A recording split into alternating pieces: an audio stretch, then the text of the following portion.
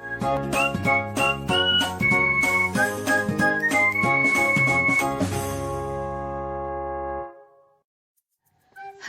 Bapak Ibu calon guru penggerak di seluruh Indonesia. Perkenalkan, saya Igusti Agung Ayu Putu Suryantini. Saya bertugas di SD nomor 1 Mengwitani, Kecamatan Mengwi, Kabupaten Badung, Provinsi Bali. Izinkan saya untuk memaparkan aksi nyata saya modul 1.4 Budaya Positif. Perkenalkan, beliau berdua adalah fasilitator dan pengajar praktik saya, yaitu Bapak Gede Alet Narohita dan Ibu Niluh Made Diah Ernawati.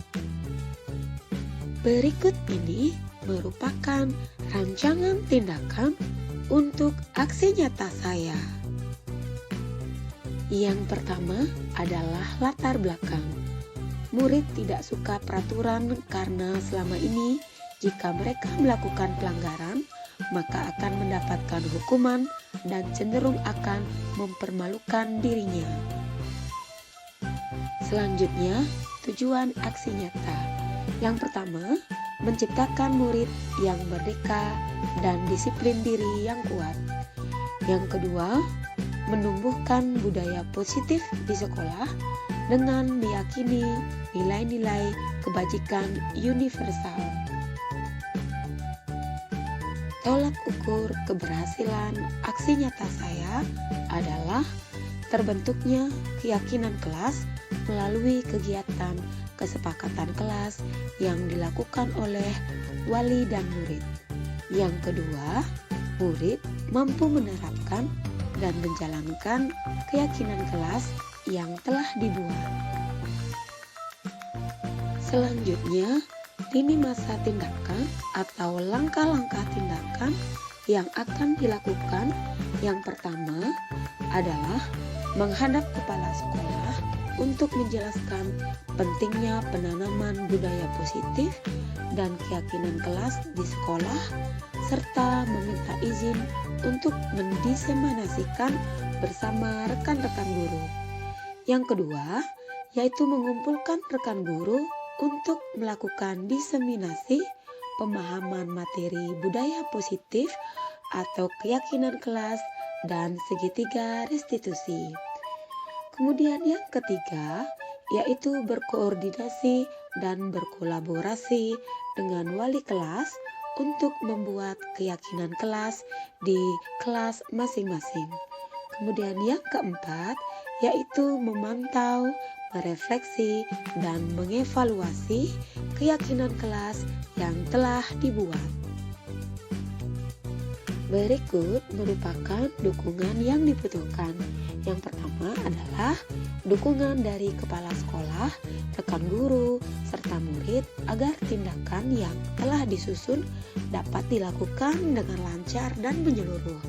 Yang kedua yaitu sarana dan prasarana untuk menumbuhkan budaya positif di sekolah. Dan yang ketiga yaitu orang tua dalam melaksanakan budaya positif di rumah. Berikut ini merupakan kegiatan diseminasi di sekolah mengenai pemahaman dan pengalaman budaya positif.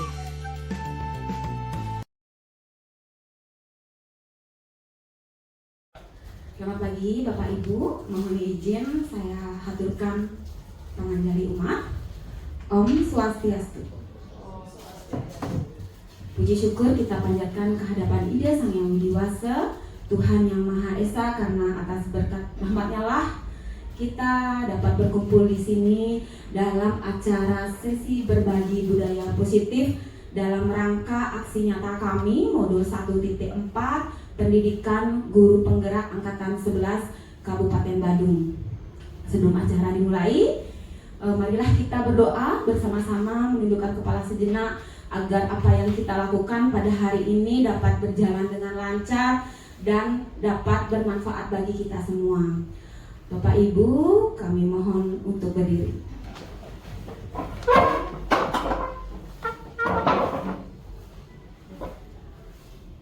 Berdoa menurut agama dan kepercayaan masing-masing. Berdoa mulai.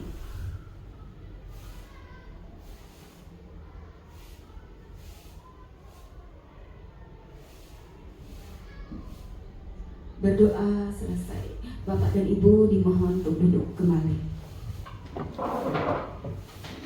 Pertama-tama izinkan saya mengucapkan terima kasih terlebih dahulu kepada Ibu PLT Kepala Sekolah SD nomor 1 Mawitani dan rekan-rekan guru dan staf pegawai yang kami hormati dan kami banggakan. Terima kasih sekali kami ucapkan atas dukungan Ibu Kepala dan teman-teman selama ini dalam mendukung kegiatan pendidikan guru penggerak. Baiklah Bapak Ibu, saya ingin mengucapkan selamat datang para guru hebat. Mari belajar bersama, berkolaborasi, saling mendukung demi mewujudkan disiplin positif di sekolah kita tercinta. Adapun rundown acara berbagi budaya positif pada pagi hari ini adalah yang pertama pembukaan, yaitu sambutan dari Ibu Kepala SD nomor 1 Mawitani. Kemudian inti, yaitu penyampaian materi budaya positif, dan kegiatan penutup adalah diskusi dan tanya jawab serta foto bersama. Untuk kegiatan pertama, yaitu pengantar dari Ibu Kepala Sekolah SD nomor 1 Mawitani, kami mohon sambutannya kepada Ibu Kepala. Dipersilahkan.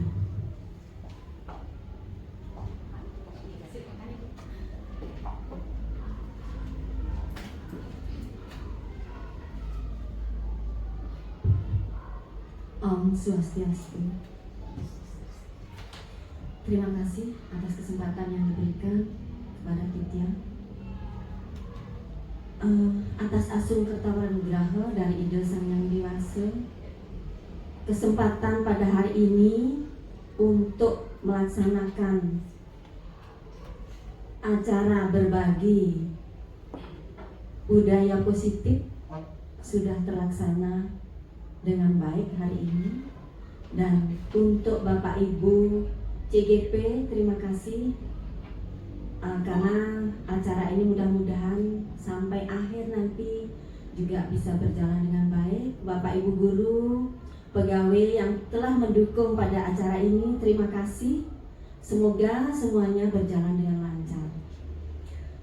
Saya sebagai PLT di SD nomor 1 Mawitani sangat memberikan apresiasi yang luar biasa atas terselenggaranya kegiatan ini, karena Tiang yakin bahwa acara ini sangat memberikan motivasi yang baik dan positif kepada guru-guru yang lain, para pendidik yang lain, untuk termotivasi juga memberikan yang terbaik kepada anak didik kita, kepada sekolah kita, terutama di SD nomor 1 Mawitani khususnya, dan pada umumnya nanti para pendidik di sekolah-sekolah yang lain. Ya, saya juga mengucapkan terima kasih kepada GP yang sudah memberikan kesempatan pada CGP kami di SD nomor 1 Mawitani. Dukungan dan motivasinya kami sangat harapkan. Semoga apa yang menjadi kegiatan hari ini bisa ditularkan kepada siswa, kepada murid-murid kita, sehingga apa yang menjadi tujuan kita, profil pelajar Pancasila, dapat dicapai dan terrealisasi dalam kehidupan sehari-hari siswa kita. Itu yang bisa Tiang sampaikan. Kalian adalah guru-guru hebat, kalian guru-guru luar biasa. Terima kasih. Om Santi Santi Santi Om. Terima kasih Ibu, sangat menginspirasi sekali. Baiklah Bapak Ibu, tibalah kita pada acara inti, yaitu penyampaian materi budaya positif. Perlu kami sampaikan di sini bahwa untuk materi budaya positif ini akan kami paparkan ya dengan saya sendiri dan Ibu Eva nantinya. Jadi mohon izin Bapak Ibu di sini bukan berarti kami bermaksud menggurui, begitu ya. Ini adalah merupakan tugas aksi nyata kami di modul 1.4, di mana kami ingin berbagi kepada Bapak Ibu semua apa-apa yang kami dapatkan sewaktu kami melaksanakan pendidikan dari modul 1.1, 1.2, 1.3 dan 1.4. Kami ingin berbagi kepada Bapak Ibu semua. Mudah-mudahan nanti apa yang kami bagikan dapat bermanfaat bagi kita semua dan bagi anak-anak kita bersama. Baik, langsung saja untuk pemaparan materi sesi pertama akan saya serahkan kepada Bu Eva. Bu Eva, untuk waktu dan kesempatannya dipersilahkan. Terima kasih Ibu Geara atas kesempatan yang diberikan kepada saya. Mohon izin Ibu Endang selaku BLT Kepala SD nomor 1 Bukit Tani dan juga teman-teman yang saya banggakan. Mohon maaf ya, suara saya agak serak sedikit.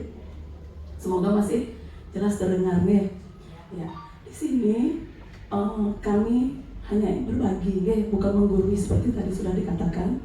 Kami ingin berbagi pengalaman dan juga materi yang sudah kami dapatkan di pendidikan guru penggerak sebelumnya.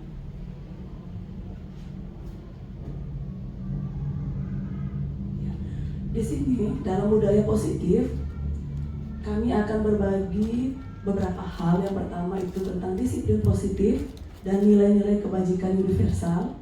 Dilanjutkan dengan teori motivasi, hukuman dan penghargaan, restitusi, keyakinan kelas atau kesepakatan kelas, kebutuhan dasar manusia dan dunia berkualitas, serta yang terakhir restitusi, terdiri dari 5 posisi kontrol dan segitiga restitusi. Ya, Ki Hajar Dewantara. Siapa yang tidak kenal sosok beliau? Beliau merupakan Bapak Pendidikan Nasional ya. Nah, menurut beliau, kewajiban seorang pendidik sama dengan kewajiban seorang petani. Untuk menuntun tumbuhnya padi, seorang petani memperbaiki kondisi tanah, memeliharanya, memberi pupuk dan air, membasmi ulat-ulat atau jamur-jamur yang mengganggu. Jadi di sini petani tidak bisa mengubah kodrat tumbuhnya padi. Jika petani menanam benih padi, maka jangan harapkan untuk tumbuh jagung seperti itu. Ya, Ki Hajar Dewantara juga mengibaratkan sekolah itu sebagai tanahnya, tempat bercocok tanam. Nah, di sini para guru bagaimana caranya untuk menciptakan lingkungan sekolah yang aman dan nyaman. Nah, sehingga akan menyenangkan, menjaga dan melindungi murid dari hal-hal yang tidak baik. Nah, dengan lingkungan yang sudah tercipta, lingkungan sekolah yang aman dan nyaman, maka karakter murid akan dapat tumbuh dengan baik. Sehingga murid kita akan bisa menerima dan menyerap suatu pembelajaran dengan baik pula. Nah, di sini tanggung jawab kita sebagai guru adalah menciptakan suatu lingkungan positif. Ya, tentu saja dalam menciptakan suatu lingkungan positif, seorang guru tidak bisa melakukannya sendiri. Ya, membutuhkan warga sekolah saling mendukung, saling belajar, dan saling bekerja sama. Sehingga akan tercipta kebiasaan-kebiasaan yang baik. Nah, dari kebiasaan-kebiasaan yang baik akan tumbuh menjadi karakter-karakter baik, dan karakter-karakter baik yang sudah menjadi kebiasaan itu akan menciptakan suatu budaya, yaitu budaya positif.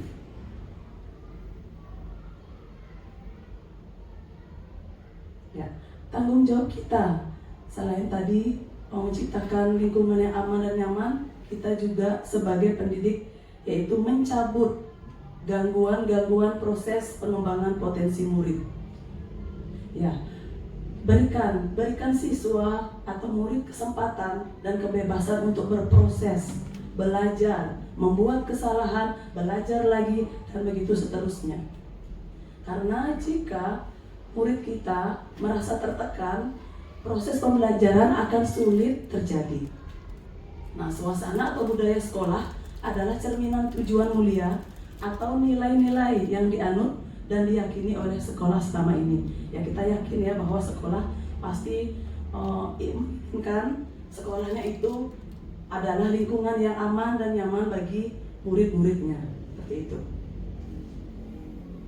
Nah, sekarang yang ajak teman-teman untuk refleksi diri sebentar, barang 1 menit, untuk memejamkan mata ya, membayangkan sekolah impian Bapak Ibu.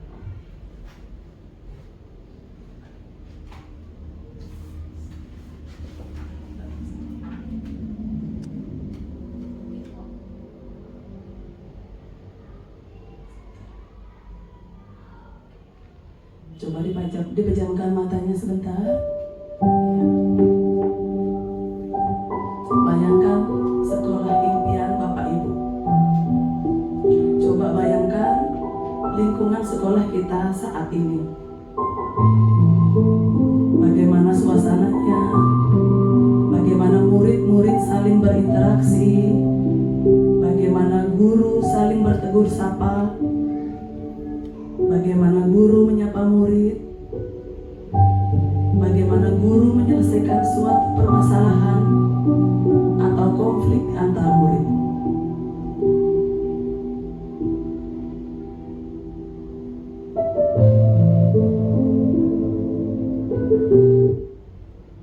Oke, sudah ya, jangan terlalu lama, nanti bahaya. Kalau terlalu lama, mimpi nanti jadinya. Oke. Ya, di tugas sebelumnya saya ditugaskan untuk menuliskan imaji tentang bagaimana gambaran murid masa depan saya. Saya gambarkan seperti ini. Oke, saya gambarkan di sana, Bapak Ibu bisa melihat bahwa di dalam sekolah impian saya, di sana terjadi suasana atau proses belajar yang positif dan berkualitas. Itu merupakan aset atau kekuatan sekolah kita, di mana di dalamnya murid akan bahagia dalam proses pembelajarannya, menciptakan suasana positif yang diawali dari kekuatan pikiran kita, menjadikan role model disiplin positif kita sebagai teladannya. Nah, disiplin di sekolah akan diperkuat juga dengan disiplin di rumah, pembiasaan disiplin di rumah. Kita akan mengajak atau berkolaborasi dengan orang tua atau masyarakat untuk menciptakan itu. Ya, mungkin dengan cara mengajak orang tua atau masyarakat menjadi narasumber untuk disiplin positif yang bisa diterapkan. Kita juga akan memberi kesempatan kepada anak-anak untuk selalu trial dan error.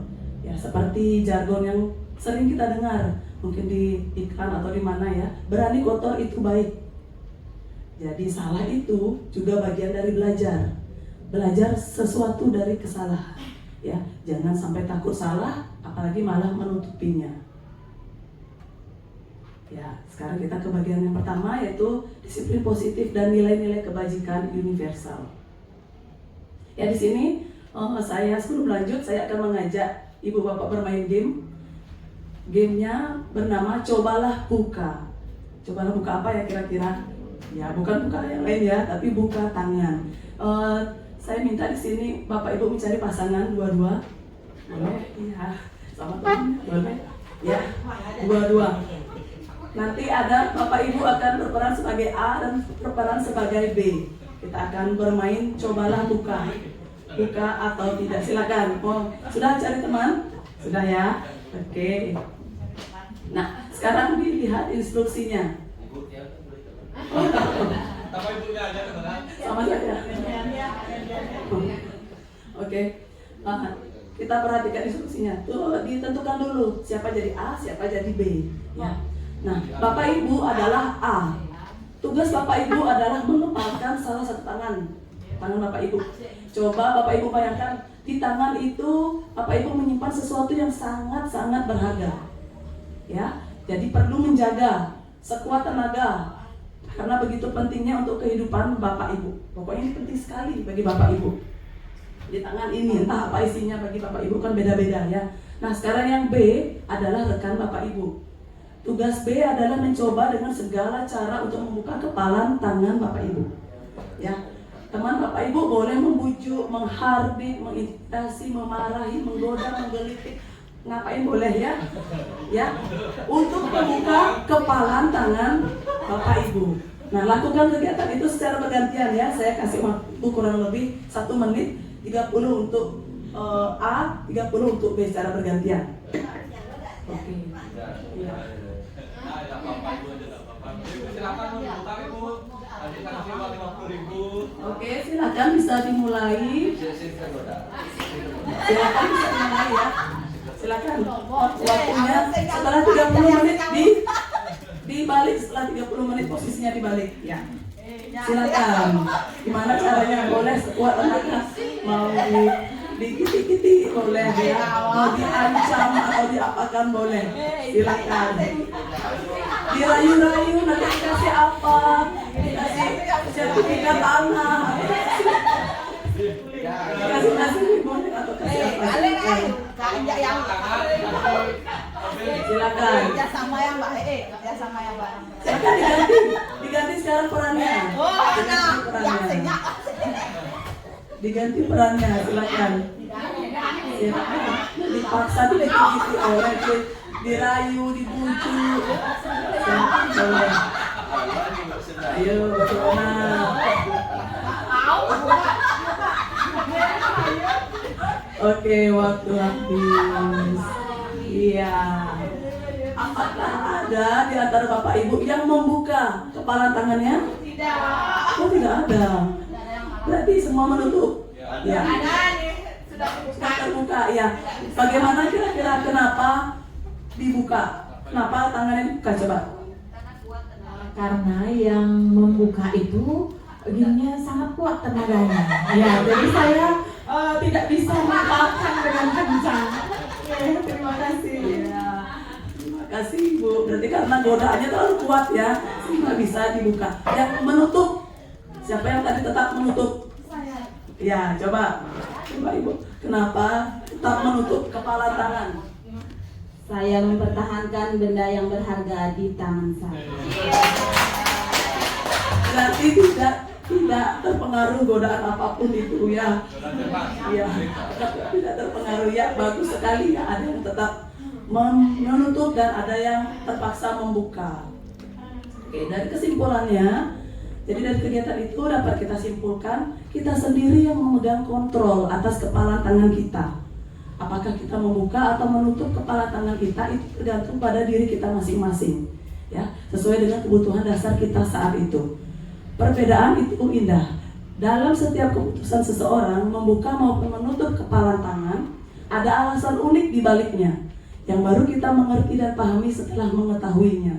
Jadi tidak boleh terburu-buru menyimpulkan atau menilai sesuatu tanpa bertanya sama sekali alasan di baliknya. Seperti itu ya.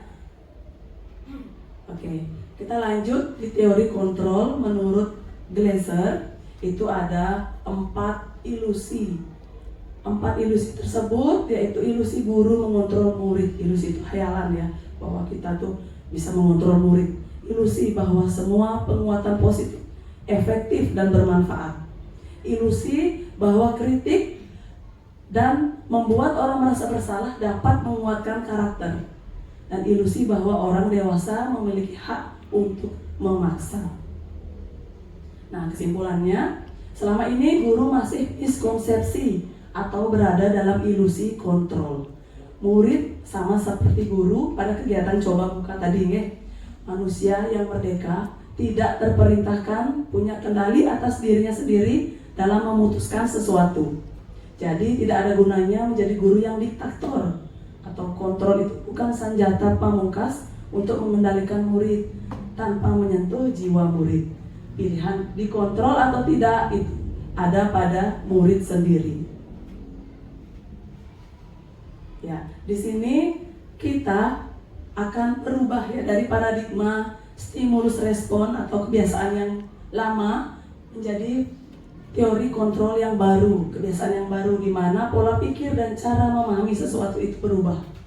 Sadar bahwa realitas atau kebutuhan dasar dan gambaran setiap orang terhadap sesuatu juga berbeda.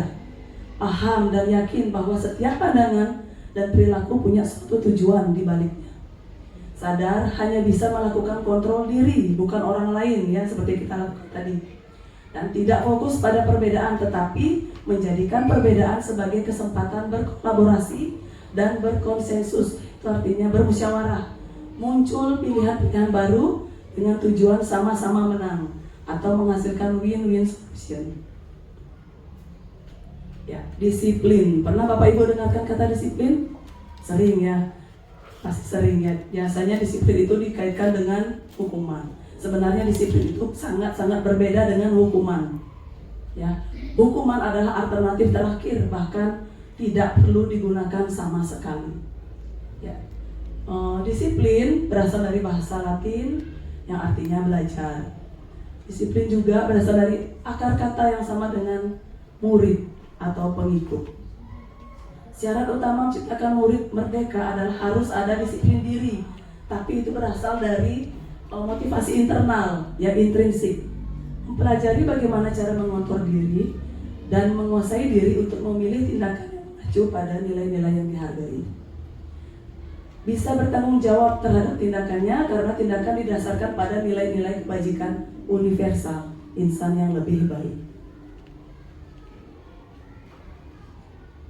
Lanjut dengan nilai-nilai kebajikan. Nilai-nilai kebajikan merupakan sifat-sifat positif manusia yang ingin dicapai setiap individu sehingga motivasi intrinsiknya terbangun, bersifat universal, disepakati bersama, lepas dari suku, agama, bahasa maupun latar belakangnya.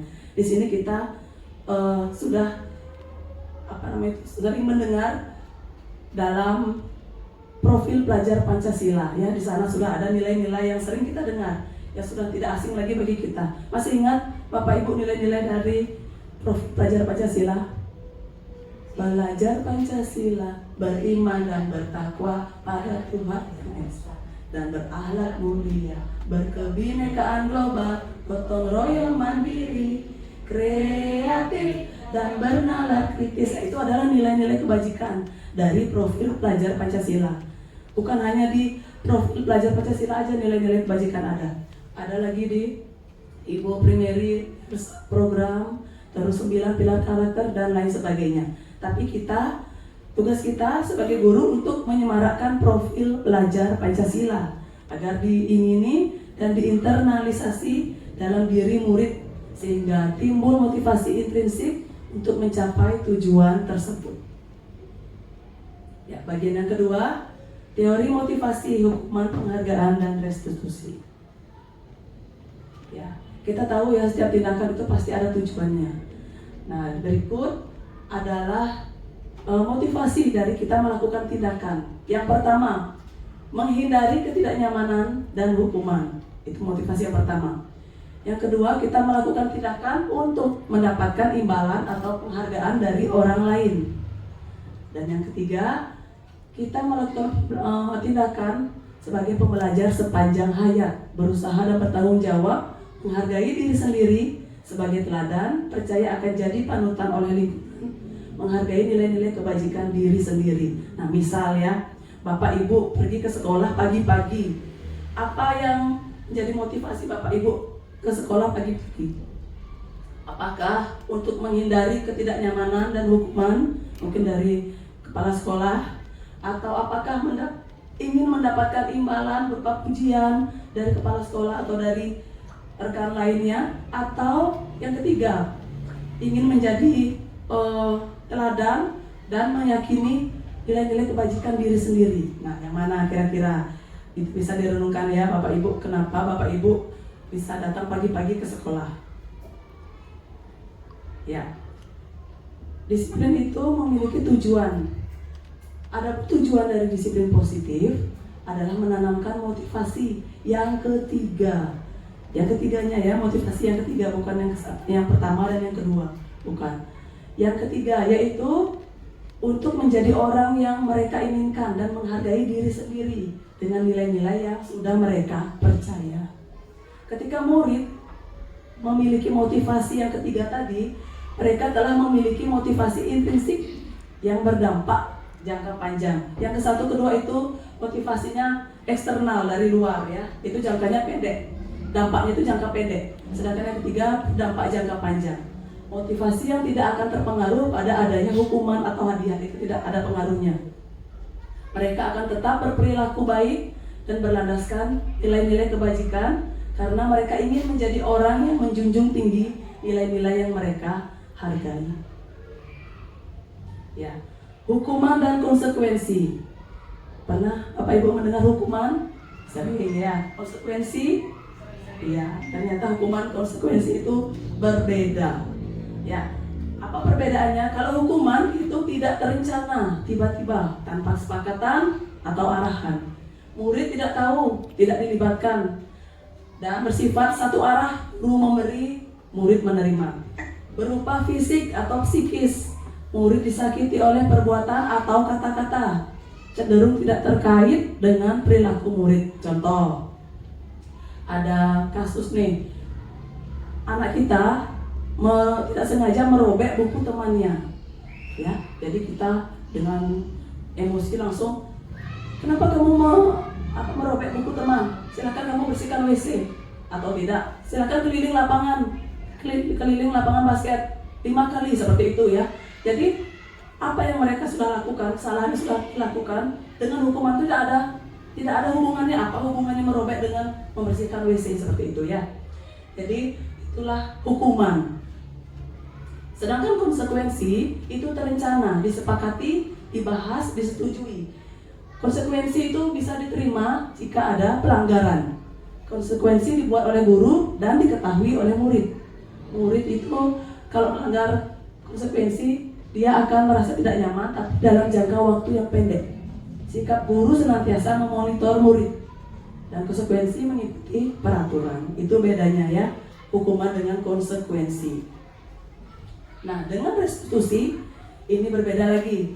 Restitusi adalah proses menciptakan kondisi bagi murid untuk memperbaiki kesalahan mereka, sehingga mereka bisa kembali pada kelompok mereka dengan karakter yang lebih kuat. Restitusi juga merupakan proses kolaboratif yang mengajarkan murid untuk mencari solusi atas masalah mereka dan membantu murid berpikir tentang orang seperti apa yang mereka inginkan, bagaimana mereka harus memperlakukan orang lain. Ya, ini punish by reward, artinya menghukum dengan penghargaan, dengan hadiah. Kenapa kita bisa dikatakan menghukum dengan hadiah? Ternyata memberikan hadiah itu termasuk kehukuman. Ya, saat ini menurut si Alfi, saat kita berulang kali menjanjikan hadiah kepada anak-anak agar berperilaku bertanggung jawab, atau kepada seorang murid agar mempelajari sesuatu yang baru, atau kepada seorang karyawan agar melakukan pekerjaan yang berkualitas, kita sedang berasumsi mereka tidak dapat melakukannya, atau mereka tidak akan memilih untuk melakukannya. Jadi kurang lebih seperti ini ya Bapak Ibu. Misalkan kita motivasi anak dengan hadiah gitu. Kalau dapat juara nanti ibu kasih hadiah gitu misalkan ya, ibu kasih piala kayak gitu. Jadi kita sudah berasumsi bahwa kalau tidak kita kasih hadiah ya pasti nggak dapat juara, seperti itu. Kita sudah seperti itu memiliki asumsi ya. Ya, memberikan hadiah itu sama dengan menghukum. Jadi efektifnya itu dalam jangka pendek, hanya dalam jangka pendek. Dan tindakan itu akan menyebabkan ketergantungan. Kalau tidak dikasih hadiah atau reward, itu tidak akan dilakukan, seperti itu ya. Ingin diberikan secara terus, kalau tidak, kalau berhenti berarti tidak, seperti itu. Nah, hal ini akan menyebabkan kecewa, cemburu. Siapa yang cemburu? Anak yang tidak mendapatkan reward, tidak dapat penghargaan itu. Dan kalau misalkan penghargaan itu dihentikan, mereka akan gua nggak dapat piala, nggak dapat hadiah. Ngapain terus melakukan itu? Ya udah jangan dilakukan, kan hadiahnya udah nggak ada, seperti itu nanti ya. Jadi kualitas mereka akan menurun, kreativitas mereka pun akan mati, dan mereka pun akan berhenti mencoba. Murid akan kehilangan motivasi berusaha sekerasnya seperti sebelumnya. Dan walaupun mereka melakukan itu pasti syarat dari orang lain, suruhan dari orang lain, bukan dari dirinya sendiri. Nah, itulah mengapa penghargaan terasa seperti hukuman. Ya, silakan diperhatikan di depan. Di sana ada 3 kasus. Kasus pertama, di pesta ulang tahun, itu ada teman Anda memecahkan gelas. Apakah Anda membiarkan teman Anda membayar harga gelas yang dipecahkannya? Kira-kira ya, coba direnungi. Yang kedua, Bapak Ibu sudah janji nih bertemu dengan teman, namun ternyata dia juga memiliki janji penting bertemu dengan orang lain di tempat lain, dan Bapak Ibu terpaksa naik taksi untuk menemui teman Anda di tempat itu. Apakah Bapak Ibu meminta teman Anda untuk membayar biaya taksi karena sudah mengunjungi tempat tersebut? Yang ketiga, pegawai Bapak Ibu membuat kesalahan yang menyebabkan kerugian finansial pada perusahaan. Nah, pegawai tersebut menawarkan untuk bekerja lembur tanpa bayaran. Apakah Bapak Ibu sebagai pemilik perusahaan akan menerimanya? Coba diposisikan Bapak Ibu sebagai itu ya, kasus 1, 2, 3. Ya, biasanya bila ada seseorang berbuat salah kepada Bapak Ibu, ketika mereka menawarkan sebuah tindakan untuk memperbaiki kesalahan mereka, kemungkinan besar jawaban Bapak Ibu adalah akan menolaknya. Menolak semua tawaran itu dan akan bilang tidak usah, tidak apa-apa, lupakan saja. Seperti itu ya. Atau mungkin kebiasaan kita selama ini, bila ada orang yang berlaku salah pada kita, kita langsung memaafkan. Terus bahkan kita melakukan sesuatu yang membuat mereka tidak nyaman, istilahnya balas dendam atau merasa bersalah, kita cenderung untuk berfokus pada kesalahan daripada mencari cara bagi orang yang berbuat kesalahan untuk memperbaiki diri. Kita lebih fokus pada cara mereka membayar akibat dari kesalahan mereka daripada mengembalikan harga diri mereka. Membuat kondisi menjadi impas menjadi lebih penting daripada membuat situasi menjadi benar. Ya, seharusnya sebagai guru, nah coba sekarang dilihat itu sebagai guru ketika ada murid yang melakukan kesalahan, kira-kira Bapak Ibu melakukan tindakan yang mana? 1, 2, 3, 4, 5, kira-kira. Jika kita melakukan kesalahan, tindakan apa yang Bapak Ibu lakukan? Ada yang memilih 1, menunjukkan kesalahannya dan memintanya melihat kesalahannya baik-baik. Yang memilih 2 ada? 2 ada. Mengatakan kamu seharusnya tahu bagaimana kamu seharusnya bertindak. Yang memilih 3 ada? Tidak? 4? Oh, ada 4. Bertanya kepadanya, kenapa kamu melakukan sesuatu yang seharusnya tidak lakukan? Yang kelima ada? Mengkritik dan mendiamkannya. Ada? Tidak. Oke. Nah, ini yang sebaiknya ya. Sebaiknya guru menanggapi atau merespon kesalahan murid dengan cara pertama menciptakan kondisi yang membuat murid bersedia untuk berbuat lebih baik dengan mengatakan tidak apa-apa. Semua orang pasti pernah berbuat salah. Ibu juga pernah berbuat salah kok. Berbuat salah itu wajar, manusiawi, seperti itu ya. Jadi kita stabilkan dulu identitasnya ya. Biarkan murid menebus kesalahan atas inisiatifnya, berdasarkan inisiatifnya, bukan kita yang menyuruh. Atau keinginannya melakukan sesuatu yang menunjukkan rasa penyesalan. Nah, jika guru mengambil alih, maka murid kehilangan kesempatan untuk belajar suatu keterampilan baru dari kesalahannya. Nah, di sini memungkinkan murid membuat evaluasi internal terkait dampak tindakannya terhadap orang lain dan mengajak murid akan berpikir cara memperbaiki kesalahan dengan win-win solution untuk mendapatkan kembali harga dirinya, sehingga jika kembali lagi ke kelompoknya, karakternya akan menjadi lebih kuat. Ya, seperti itu ya Bapak Ibu. Nah, bagian yang ketiga yaitu keyakinan kelas atau kesepakatan kelas. Mengapa keyakinan kelas? Kenapa tidak peraturan? Ya, karena di dalam keyakinan kelas akan lebih memotivasi seseorang dari dalam intrinsiknya ya. Dan di dalam keyakinan kelas itu ada nilai-nilai yang kita yakini. Di dalam keyakinan kelas lebih tergerak dan bersemangat untuk menjalankan nilai-nilai tersebut daripada hanya sekedar mengikuti peraturan tertulis tapi tanpa makna. Dan nilai-nilai kebajikan universal yang disepakati secara tersirat dan tersurat lepas dari latar belakang suku, negara, bahasa maupun agama. Ya, keyakinan kelas itu lebih bersifat abstrak, sedangkan peraturan lebih rinci dan konkret. Biasanya keyakinan kelas itu berisikan pernyataan yang universal, nilai-nilai kebajikan universal. Dan biasanya kalimatnya itu menggunakan bentuk positif, ya, tidak menggunakan negatif. Misalkan ada keyakinan kelas tidak ribut saat pembelajaran. Nah, tidak ribut.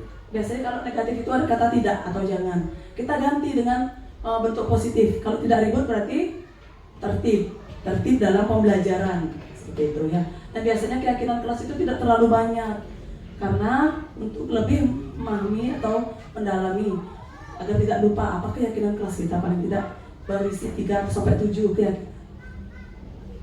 Nah, bagaimana cara membuat keyakinan kelas? Di sana ada prosedurnya. Yang pertama, bercurah pendapat bersama murid-murid, terus mencatat nilai-nilainya, mengganti kalimatnya yang masih negatif diganti menggunakan positif, lalu menemukan nilai kebajikan yang ada.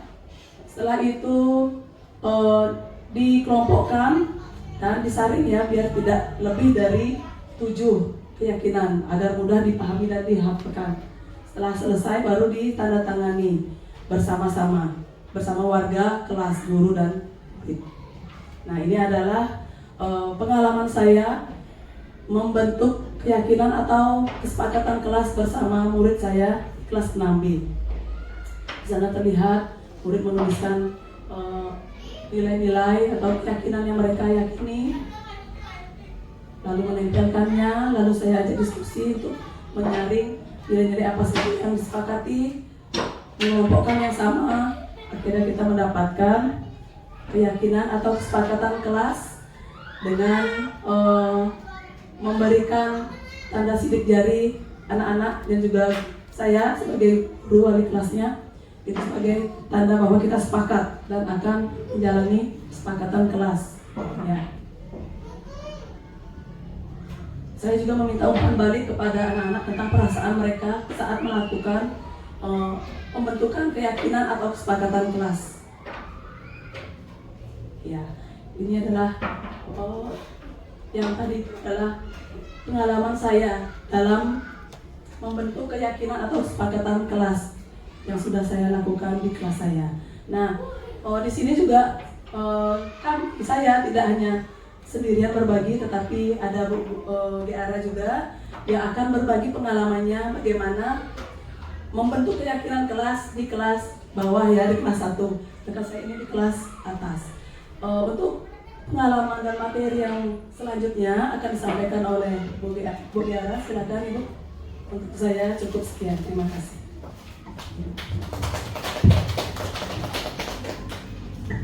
Terima kasih Bu Eva atas kesempatan waktunya. Mohon izin Bapak Ibu, saya akan melanjutkan pemaparan materi dari Bu Eva.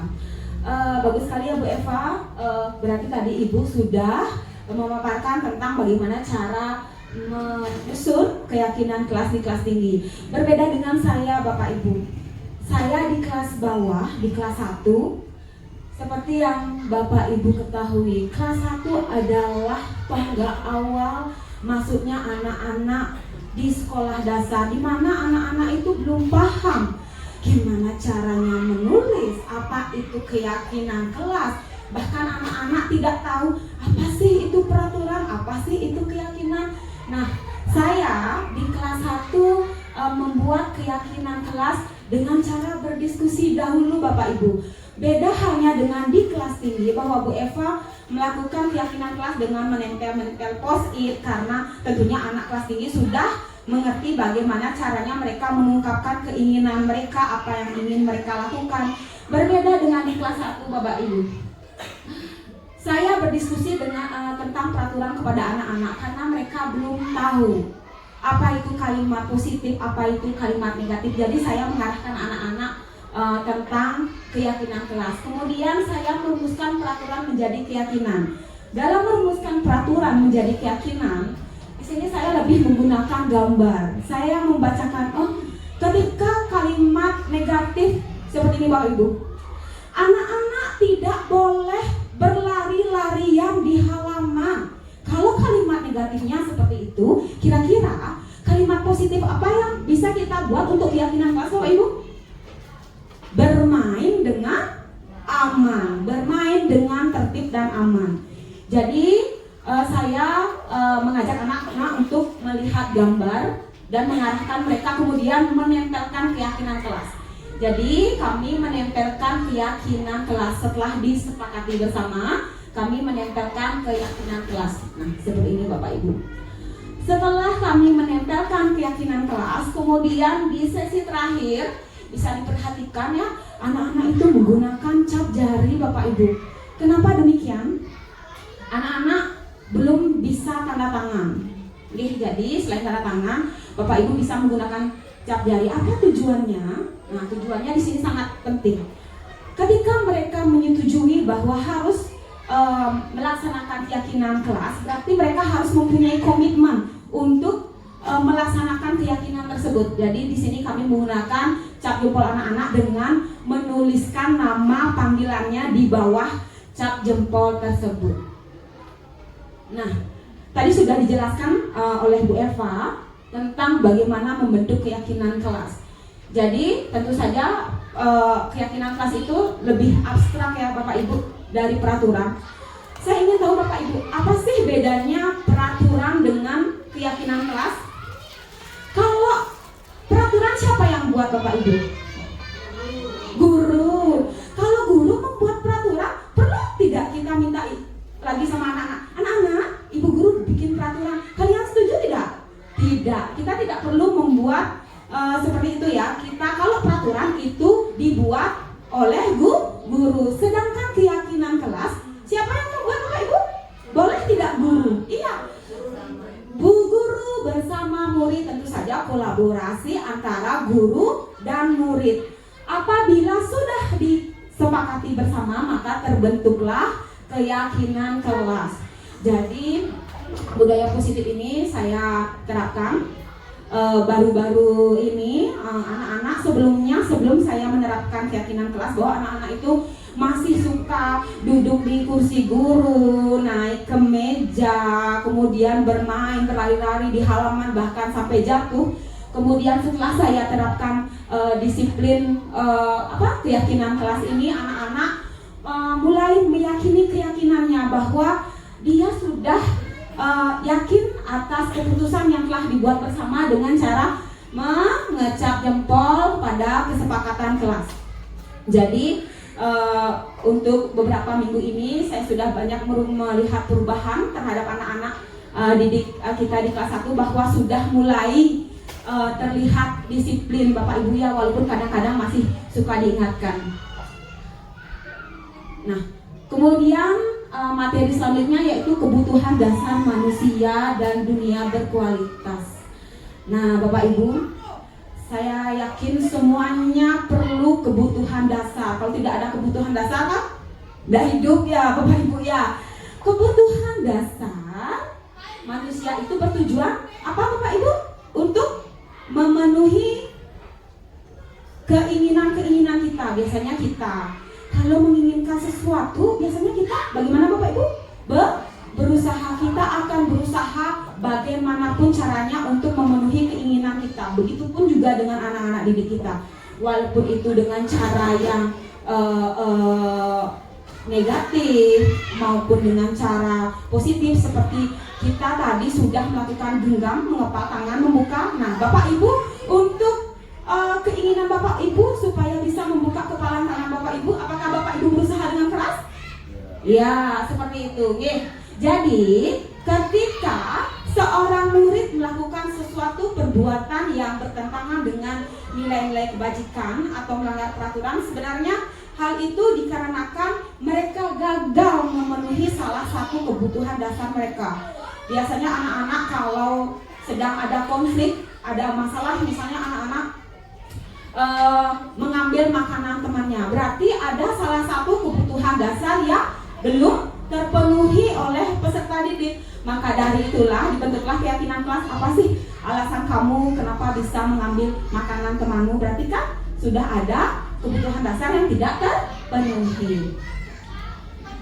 Nah, kemudian kebutuhan dasar itu ada 5 kebutuhan dasar, yaitu kebutuhan dasar untuk bertahan hidup Bapak Ibu. Apa saja kebutuhan dasar untuk bertahan hidup? Ada makanan, ada pakaian, ada rumah. Iya, ya, sandang, papan, pangan. Kalau kebutuhan untuk mempunyai keturunan Bapak Ibu, apakah termasuk kebutuhan dasar? Termasuk?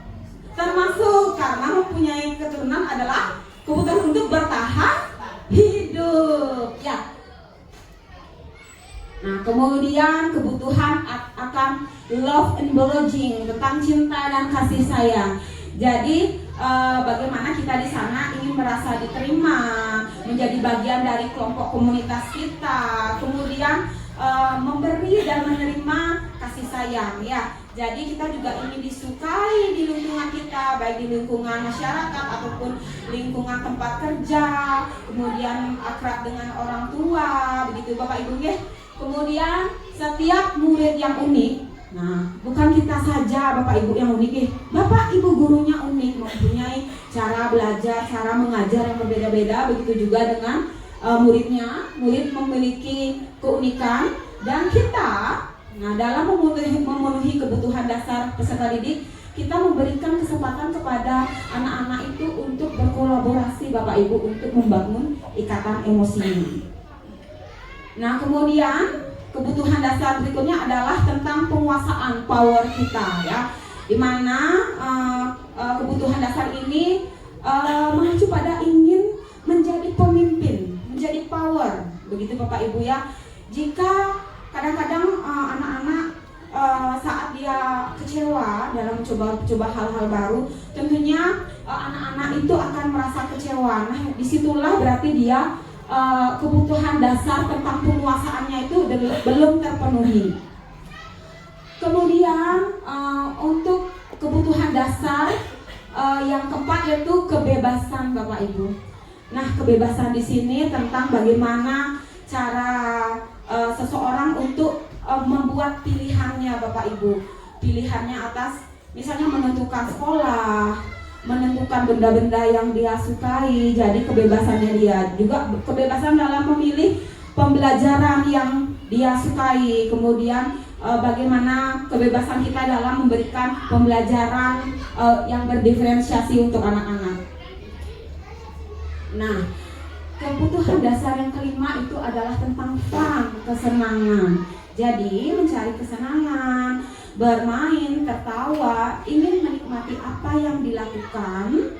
Jadi melakukan hal-hal apa yang disenangi, kemudian melakukan permainan apa yang disenangi, suka bergurau, melucu, walaupun kadang-kadang hal tersebut belum terlihat wujud, tapi itulah kebutuhan dasar manusia bahwa mereka itu ingin kesenangan. Nah, jadi Bapak Ibu, kebutuhan dasar itu sebenarnya dipenuhi dengan berbagai cara ya, seperti yang sudah disampaikan tadi, baik dengan cara positif maupun dengan cara aturan yang melanggar aturan dan nilai. Jadi sebenarnya anak itu melakukan perilaku buruk itu karena kebutuhan dasarnya itu tidak terpenuhi, tapi mereka tidak tahu cara penyampaiannya. Bu guru, saya tidak uangnya habis, tidak bisa belanja. Jadi anak-anak itu lebih memilih sikap yang positif dengan cara mengambil makanan milik temannya. Berarti kan sudah tidak bisa menyampaikan apa keinginannya. Seperti itu. Nah, di sini peran Bapak Ibu semua adalah untuk mengontrol, mengendalikan anak-anak supaya anak-anak itu mampu, Bapak Ibu, mengidentifikasi ya apa yang anak-anak, kebutuhan dasar apa yang anak-anak ingin dicapai. Dan Bapak Ibu guru di sini tugasnya mencari solusi.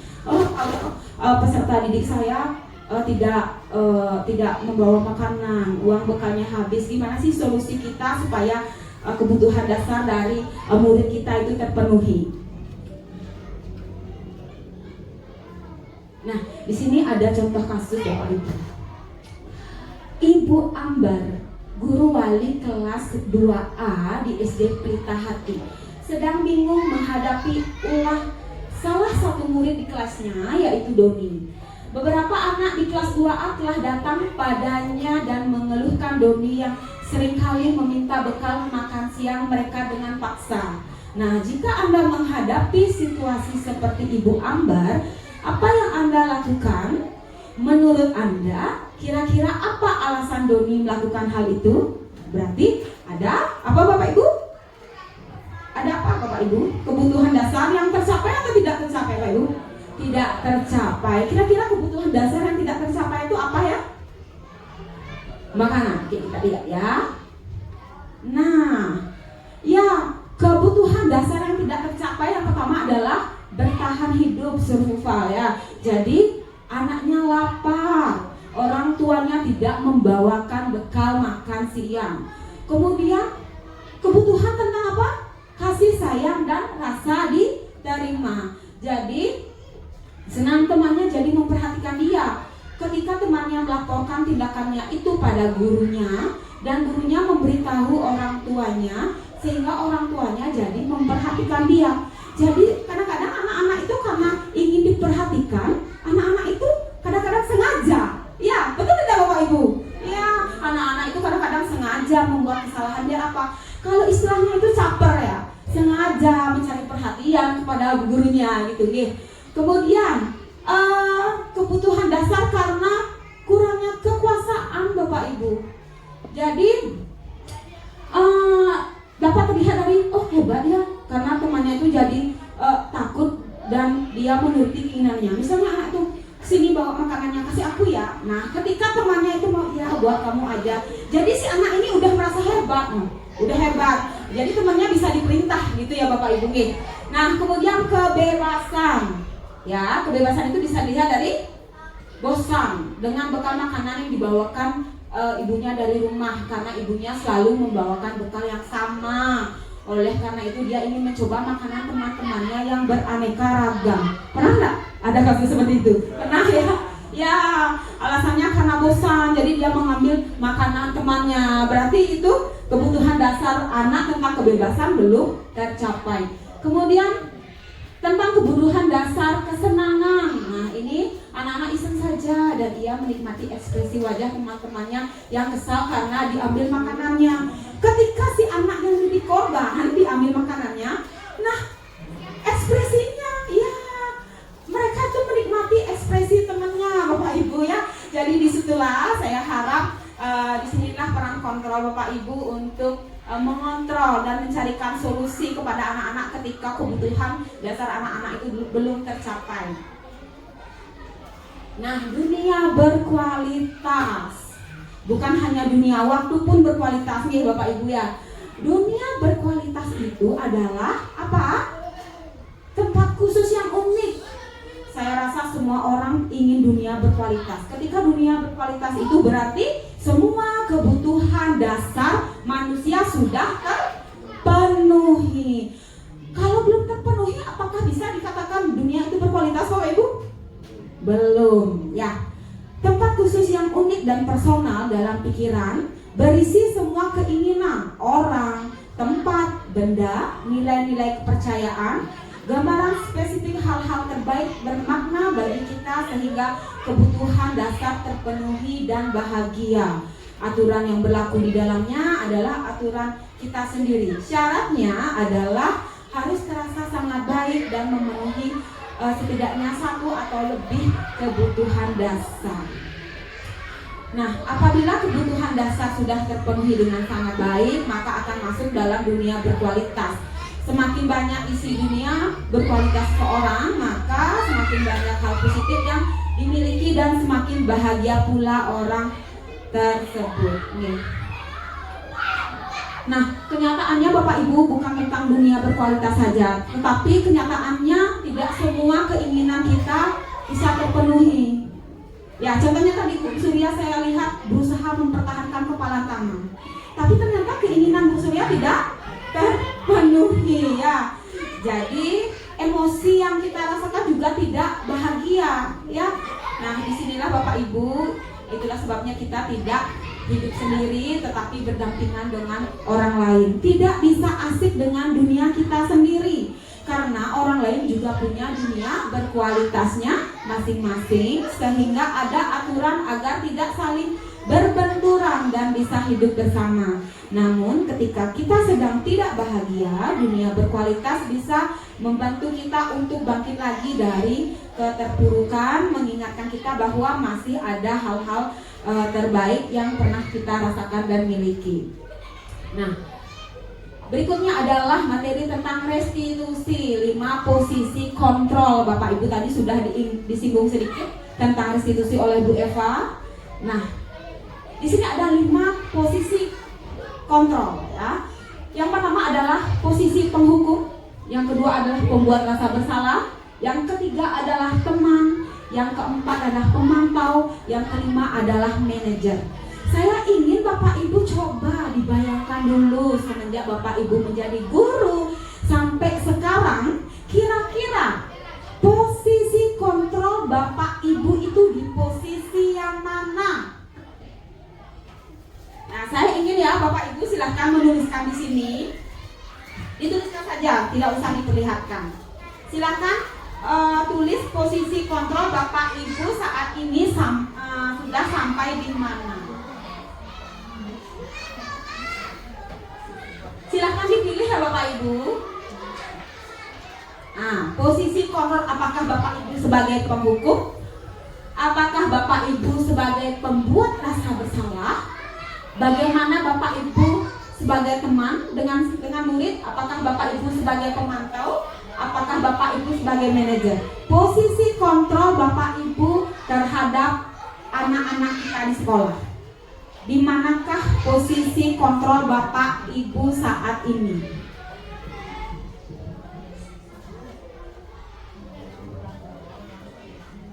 Iya. Sudah Bapak Ibu? Sudah, tidak usah diperlihatkan dulu ya. Oke. Nah, 5 posisi kontrol menurut Diani Gosen. Jadi posisi kontrol yang pertama adalah sebagai penghukum Bapak Ibu. Di sini guru menggunakan caranya berupa hukuman fisik maupun hukuman verbal. Nada suara tinggi, bahasa tubuhnya mata melotot, jari menunjuk-nunjuk, menghardik murid dengan marah, mendendam dan agresif. Nah, itu posisi kontrol yang pertama. Saya rasa Bapak Ibu ada di sini yang mengambil posisi kontrol itu? Oh, enggak. Nanti bisa nangis muridnya Bu Guru ya, jangan. Nah, kemudian posisi kontrol yang kedua yaitu membuat merasa bersalah. Jadi di sini guru bersuara lebih lembut, memelas, halus, sedih. Bahasa tubuh merapat pada murid lesu, membuat murid memendam emosi, tertekan, tidak nyaman, bersalah, merasa gagal dan merendah diri hingga menyakiti diri atau orang lain. Jadi sebenarnya ini lebih bahaya daripada penghukum Bapak Ibu nih. Ada ya yang memilih posisi ini? Ya, saya lanjut dulu ya. Kemudian posisi kontrol yang ketiga adalah teman. Guru tidak menyakiti murid, mengontrol lewat persuasi, hubungan yang baik dan humor. Ya, biasa bercanda aja muridnya, bu gurunya, kalau begitu posisinya sebagai teman. Jadi hubungan baik terjalin antar guru dan murid. Murid kecewa jika suatu saat guru tidak membantu. Murid bertindak hanya pada guru tertentu atau tergantung gurunya. Kemudian posisi kontrol berikutnya adalah sebagai pemantau. Nah, di sini guru mengawasi dan bertanggung jawab atas perilaku murid berdasarkan aturan dan konsekuensi, mengandalkan catatan-catatan, menggunakan stimulus untuk mengontrol murid. Jadi emosinya tidak berlebihan, jadi menjadi marah atau merasa bersalah. Kemudian murid memahami konsekuensi yang harus dijalankan, tetap tidak nyaman, tidak bisa ditinggal selama menjalankan konsekuensi. Jadi guru sebagai pemantau ini berpatokan kepada konsekuensi. Nah, kemudian posisi kontrol sebagai manajer. Di sini guru berkolaborasi bersama murid, menganalisis kebutuhan dirinya maupun orang lain, mempersilahkan murid mempertanggungjawabkan perilakunya, mendukung murid agar dapat menemukan solusi atas permasalahannya sendiri, kemudian membimbing murid mengatur diri mengacu pada restitusi. Jadi nada di sini tulus dengan bahasa tubuh yang baik dan tidak baku dan mendekat ke murid dan berfokus kepada murid. Nah, untuk restitusi ini saya rasa akan selalu bahkan hampir setiap hari akan dialami oleh guru. Nggih. Nah, 5 posisi kontrol. Bapak Ibu bisa melihat ini adalah posisi sebagai penghukum. Bisa ditonton dulu videonya.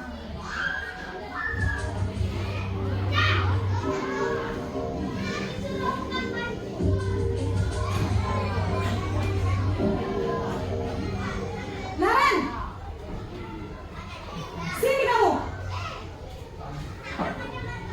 Selamat pagi, Bu. Selalu terlambat. Kamu deh, pasti terlambat.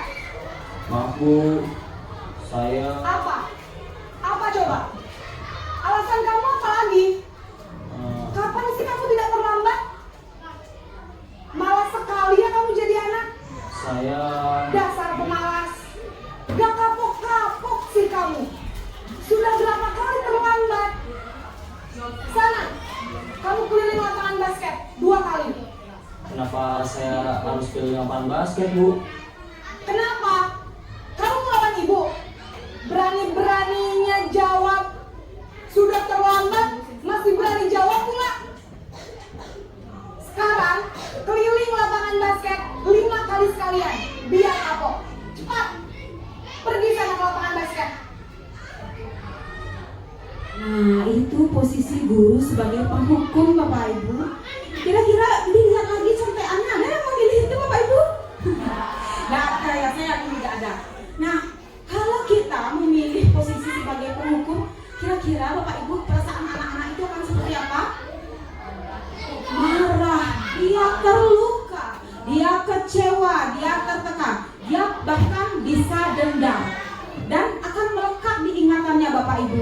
Tentunya imajiku, cita-cita kita untuk murid-murid kita yang akan datang itu tidak ingin mempunyai murid yang pendendam, tidak ingin mempunyai murid yang terluka hatinya karena hukuman dari kita. Kemudian berikutnya tentang guru posisi merasa bersalah.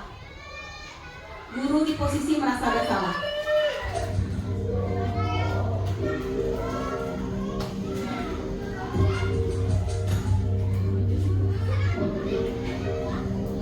Naren,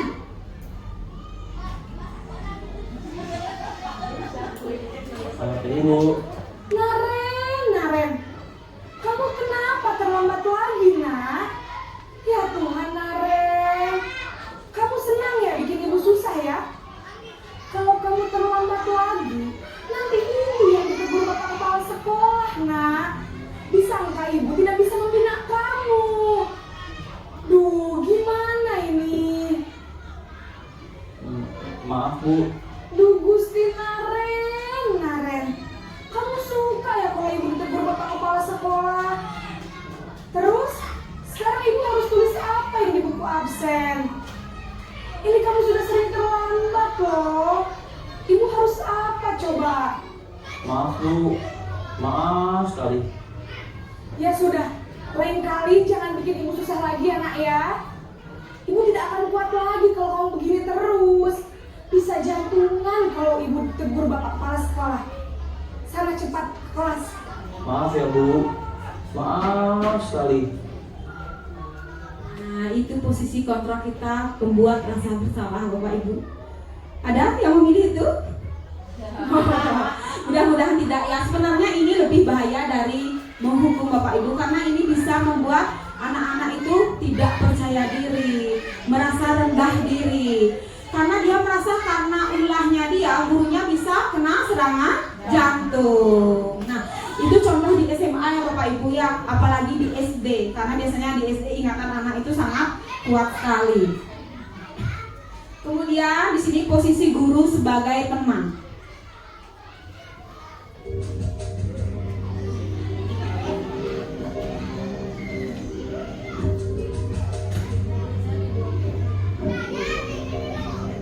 Naren,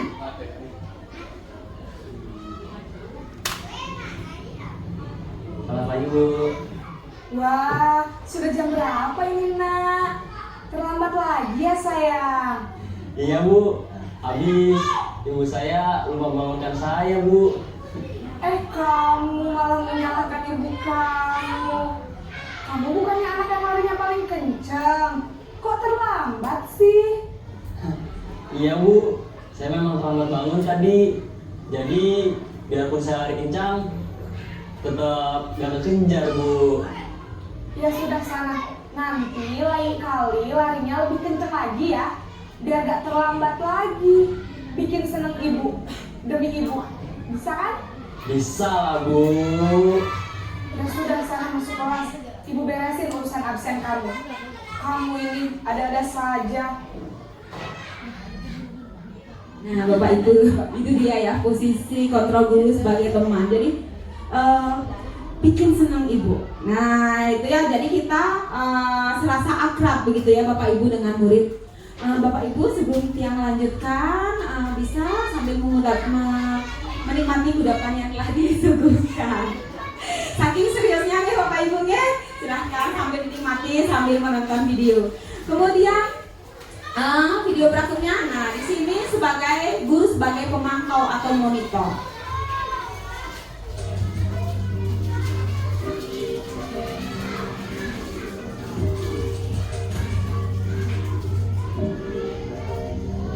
Naren,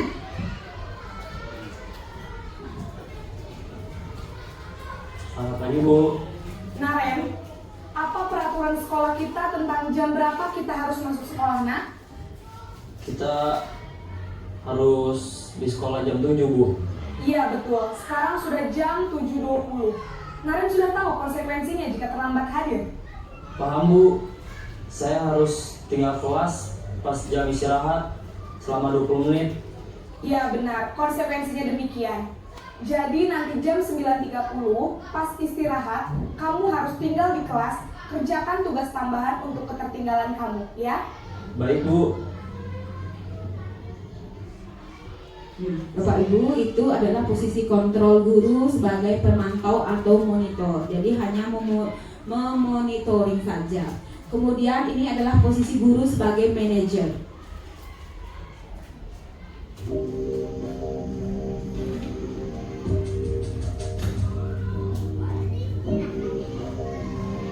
Naren!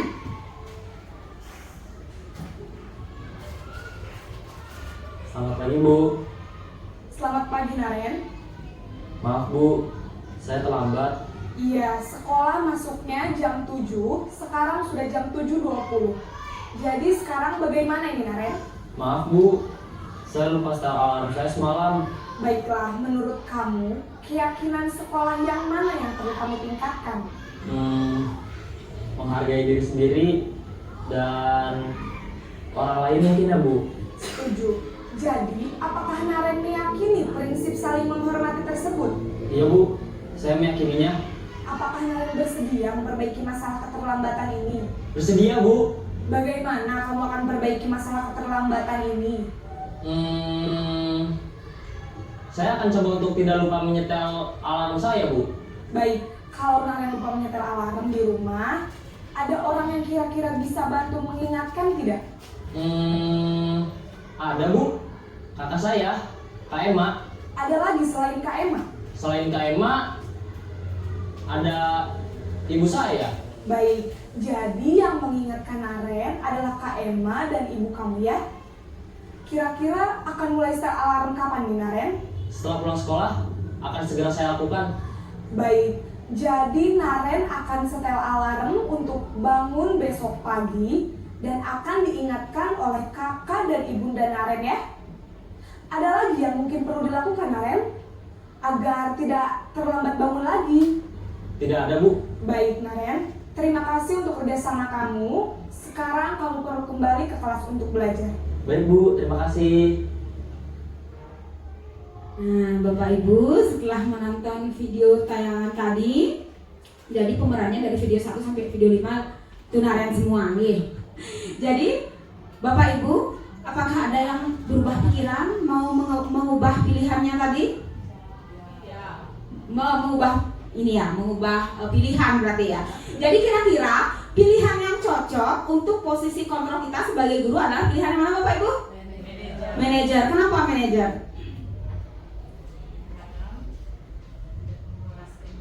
Tidak menguras emosi. Apa? Tidak membuat anak tertekan. Iya. seperti itu. Tidak menguras energi juga Bapak Ibu ya, tidak membuat anak-anak tertekan, tidak marah-marah. Jadi kita mencarikan solusi terhadap permasalahan yang dilakukan oleh siswa. Nah, restitusi segitiga, nah itu dia tadi. Nah, restitusi di sini adalah proses menciptakan kondisi bagi murid untuk memperbaiki kesalahan mereka sehingga mereka bisa kembali kelompok mereka dengan karakter yang lebih kuat. Jadi bukan dengan cara menghukum ya sehingga membuat anak-anak merasa takut dan trauma.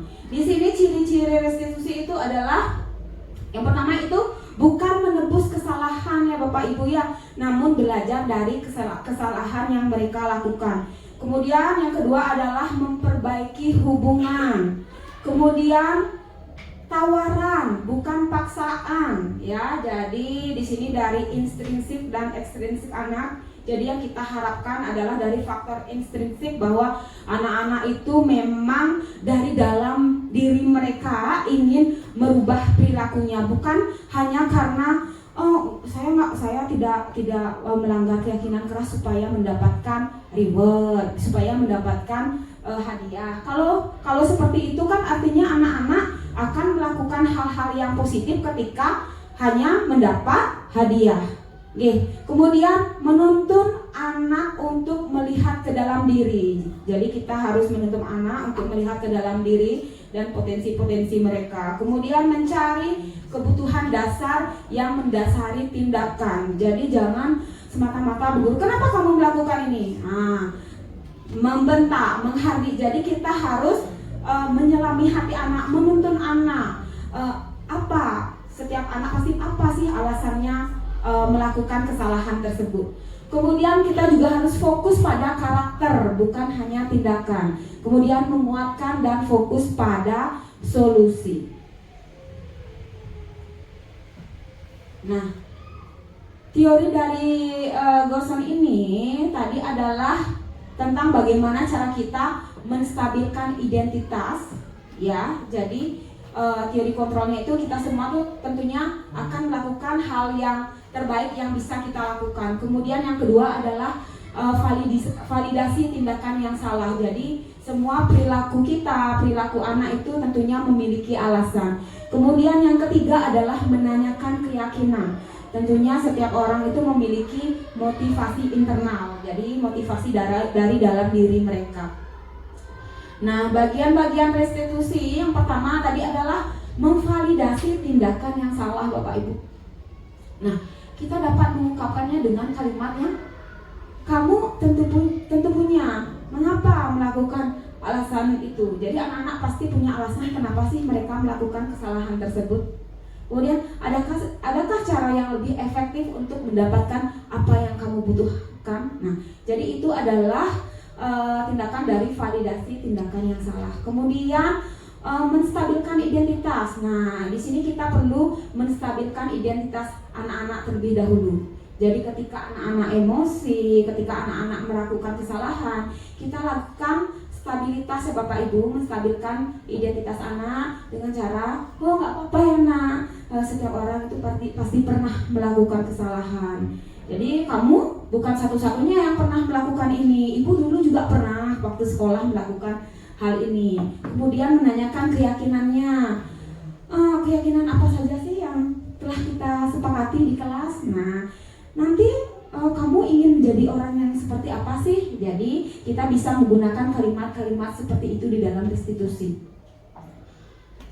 Nah, jadi tujuan restitusi ini bukan hanya untuk guru ya Bapak Ibu, tentunya juga untuk orang tua, di mana proses dialog guru atau orang tua itu adalah menghasilkan murid mandiri dan bertanggung jawab melalui segitiga restitusi. Nah, ini dia tahapan-tahapan segitiga restitusi.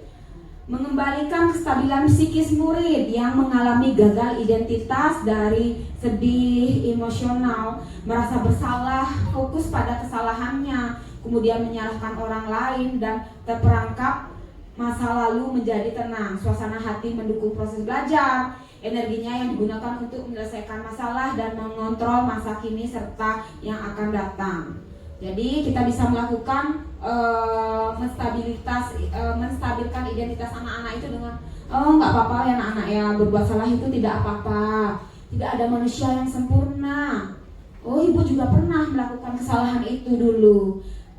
Kita bisa menyelesaikan masalah ini. Kemudian bapak ibu tidak tertarik mencari siapa yang salah, tapi bapak ibu ingin mencari solusi dari permasalahan ini. Ya, kemudian apakah kamu sedang menjadi teman yang baik buat dirimu sendiri ya? Jadi kita bisa melontarkan pertanyaan-pertanyaan positif seperti itu. Kemudian memvalidasi tindakan yang salah ya, seperti yang saya katakan tadi bahwa validasi tindakan salah jika kebutuhan dasar yang menjadi tujuan murid dipahami atau divalidasi. Jadi di sini guru dapat menemukan cara-cara yang paling efektif untuk memenuhinya. Jadi kita bisa menanyakan kepada anak, oh kamu pasti punya alasan mengapa melakukan hal itu ya nak. Nah, kamu patut bangga pada dirimu sendiri karena kamu telah melindungi sesuatu yang penting. Jadi dia kan pasti punya alasan tersendiri kenapa melakukan kesalahan tersebut. Jadi kamu boleh mempertahankan sikap itu, tapi kamu harus menambahkan sikap yang baru. Jadi kita tidak menyalahkan anak, tapi kita lebih mencarikan solusi terhadap masalah yang dilakukan anak. Kemudian menanyakan keyakinan. Murid siap dihubungkan dengan keyakinannya dan menjadi orang yang diinginkan. Jadi kita dapat melakukan dengan kalimat-kalimat yang positif. Apa yang kita percaya nak sebagai keyakinan kelas atau keluarga. Jadi kita mengingatkan kembali atas keyakinan kelas yang kita sudah lakukan. Kemudian nilai-nilai umum apa yang telah kita sepakati. Jadi apa sih bayangan kita tentang kelas yang ideal itu. Kemudian kamu mau jadi orang seperti apa sih nak. Nah itu ya, itu tentang restitusi segitiga. Nah jadi di sini Bapak Ibu contoh kasus. Pada hari Senin, siswa terlambat datang ke sekolah dan tidak mengikuti upacara bendera. Ada hukuman, konsekuensi, dan restitusi. Kira-kira perbedaannya apa Bapak Ibu? Kalau menghukum, nah itu perbedaannya sangat terlihat jelas ya. Kalau menghukum, guru, bagaimana? Guru menghukum siswa tersebut hormat bendera selama 10 menit. Guru marah dan murid menjadi takut. Kira-kira bagaimana hukumannya itu Bapak Ibu? Bagus atau tidak? Tidak. Tentunya satu, anak-anak akan malu dia dihukum di tiang bendera. Jadi semua temannya dan kakak kelasnya juga melihat. Kemudian konsekuensi. Guru memberikan konsekuensi untuk mengerjakan tugas saat jam istirahat sebanyak 3 kali lipat. Banyak ya Bapak Ibu ya. Guru tegas dan siswa menghormati peraturan. Berarti konsekuensinya itu efektif apa tidak Bapak Ibu? Kurang efektif ya. Kemudian restitusi. Guru menanyakan keyakinan kelas atau dirinya dan membantu siswa menyelesaikan masalahnya. Guru terbuka dan siswa menghormati dirinya dan orang lain. Berarti itulah perbedaan antara hukuman, konsekuensi, dan restitusi. Berarti kira-kira manakah yang paling efektif kita terapkan di SD Bapak Ibu? Restitusi. Nih. Nah, ini adalah contoh penerapan 5 posisi kontrol. Jadi minggu lalu itu ada siswa saya yang tidak memakai atribut lengkap saat upacara bendera, ya. Jadi ini penerapan posisi kontrolnya. Kalau kita di posisi kontrol sebagai penghukum, patuhi aturan sekolah lalu berdiri di depan barisan. Nah, tentu ini akan membuat murid kita akan trauma, malu, tidak percaya diri. Kemudian pembuat rasa bersalah. Nah, contoh penerapannya bisa begini. Berapa kali Bu Guru harus memberitahu kamu? Bu Guru kecewa sama kamu. Nah, itu membuat dia merasa bersalah Bapak Ibu. Kemudian posisi kontrol sebagai teman. Ayolah yang tertib, buat Ibu Guru bangga. Kali ini tidak apa-apa ya, kamu salah. Nah, di situ guru menunjukkan posisi kontrolnya sebagai teman. Kemudian sebagai pemantau. Kamu sudah melanggar apa peraturan sekolah dan konsekuensinya. Nah, jadi di sini kita memantau apa yang sudah kita sepakati bersama, apa yang kita sudah yakini bersama. Jadi guru hanya mengingatkan. Jadi di sini perannya guru hanya sebagai pemantau. Kemudian peran guru sebagai manajer. Apakah kamu tahu kesalahanmu, nak? Nah, kira-kira bagaimana kamu akan dapat memperbaiki masalah ini? Nah, jadi dengan memposisikan guru sebagai manajer, maka akan timbul dari dalam diri anak-anak, dari intrinsiknya anak-anak, bahwa mencari solusi atas kesalahan yang telah anak-anak lakukan. Nah, ini adalah video praktik tentang segitiga restitusi saya yang dibawa. Nah, Ilasmi, coba lihat kata ibu, nak. Ya, ibu mau ngobrol sama Ilasmi, boleh? Boleh. Ibu perhatikan tadi, Ilasmi terlambat datang sekolah ya. Iya, sudah upacara bendera. Ibu yakin Ilasmi pasti punya alasan sendiri kenapa datang terlambat. Coba ibu ingin tahu apa alasan Ilasmi datang terlambat? Oh, ada udah di rumah? Iya. Lalu Ilasmi tidurnya malam? Oh, mau bantu ibu? Iya. Boleh, nak. Ibu juga pernah datang terlambat ke sekolah. Tidak apa-apa ya. Jadi gini, nak.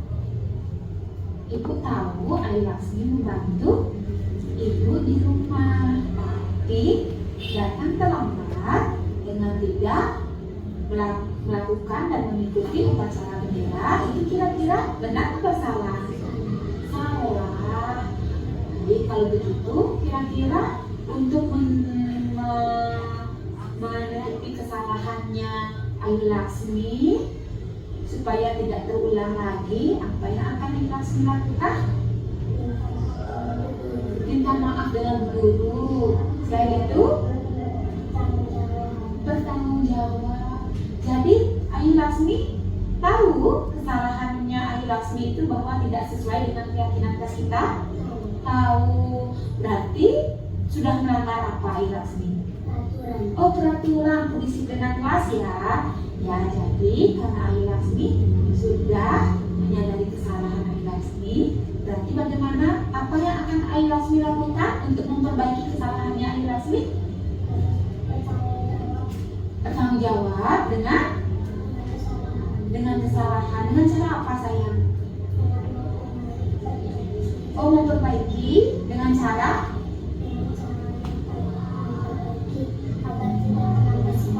dengan cara memperbaiki agar tidak terlambat sekolah. Bagus ya. Jadi lain kali boleh membantu ibu, tapi perhatikan jamnya ya. Sampai jam berapa sih kemarin gak ada? Oh, sampai jam 12. Boleh, Ilasmi boleh membantu ibu ya, membantu ibu di rumah. Tapi ingat, kewajibannya Ilasmi adalah sekolah. Jadi ingat, Ilasmi punya kewajiban untuk sekolah supaya tidak datang terlambat ke sekolah ya. Jadi lain kali tidak boleh begadang lagi ya, utamakan sekolah. Bagus. Baik, sekarang Ilasmi karena sudah menyadari kesalahannya Ilasmi, silakan Ilasmi kembali ke kelas untuk belajar ya. Nah, baik Bapak Ibu, itu dia video praktik segitiga restitusi untuk anak kelas 1. Jadi di sini saya melakukan praktik segitiga restitusi dengan cara yang ini ya, memancing anak. Jadi saya harus memancing anak supaya anak-anak mau belajar mengungkapkannya. Demikian. Jadi anak-anak harus dipancing karena anak-anak belum mengerti apa itu keyakinan. Jadi saya harus memancing anak-anak agar mau mengungkapkan pendapatnya.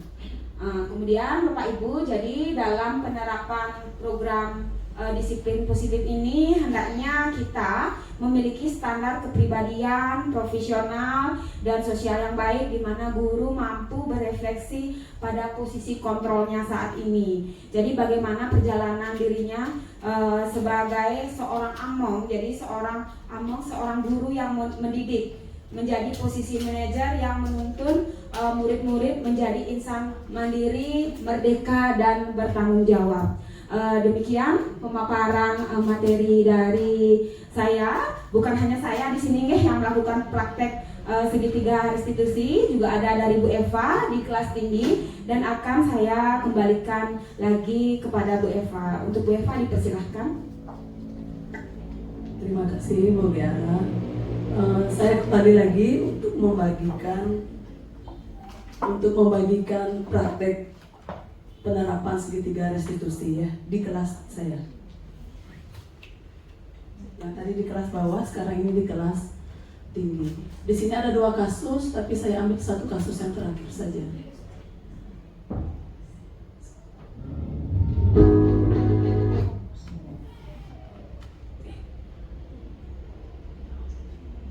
Baik Bu. Sehat ya? Ya, sehat. Begini Leoni, Ibu panggil kamu ke sini karena kamu tidak pernah mengumpulkan tugas matematika yang Ibu berikan.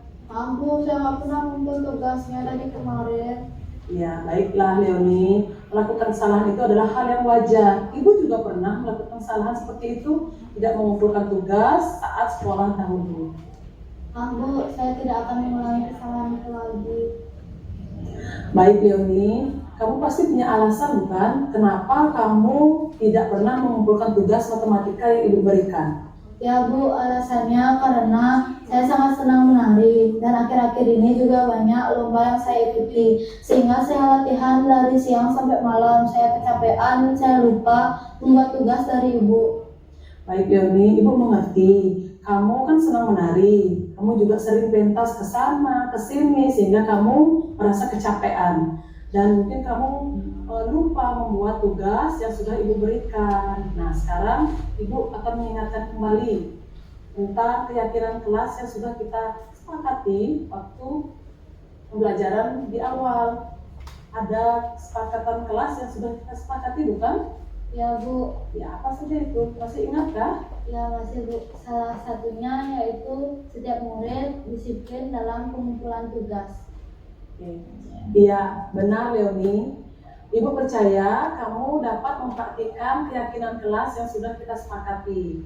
Nah, sekarang menurut Leoni, apa solusi dari masalah ini? Menurut saya Bu, saya akan mengatur waktu saya dan agar lebih baik dan menyeimbangkan antara hobi dan juga sekolah. Dan saya berjanji tidak akan mengulangi kesalahan ini lagi. Dan tolong berikan saya waktu untuk mengumpulkan tugas yang belum saya buat. Baik Leoni, Ibu akan berikan kamu kesempatan untuk melakukan itu ya. Jadi kalau ada nanti tugas yang belum kamu mengerti, bisa kamu tanyakan sama Ibu langsung ya. Ya Bu, terima kasih. Oke.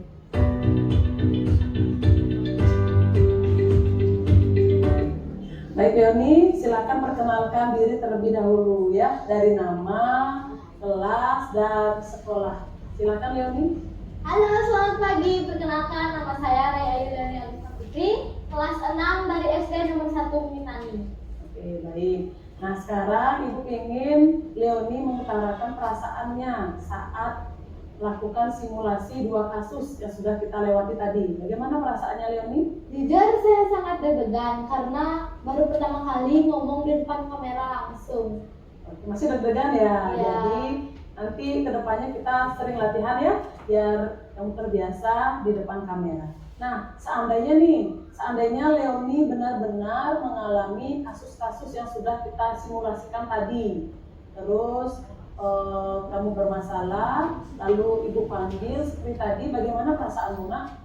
Jujur, pertama saya takut karena memang sudah membuat kesalahan. Tapi setelah dipanggil, jika dengan cara ditegur seperti itu, seperti tadi, mungkin saya merasa lebih nyaman dan lega karena tidak terlalu keras penegurannya. Oke, berarti kamu senang yang seperti itu ya, ngomongnya baik-baik. Bagus ya. Nah, ada pesan nggak untuk teman-teman? Untuk teman-teman, mungkin jangan ngobrol di kelas pada saat jam pelajaran dan tetap fokus ke depan kepada guru yang ngomong di depan kelas. Baik. Untuk guru mungkin ada pesannya? Untuk Bapak Ibu guru yang mengajar di kelas, mohon bersabar menghadapi kami yang mungkin sering bermain di kelas atau mengobrol dengan teman-teman. Itu aja. Oke.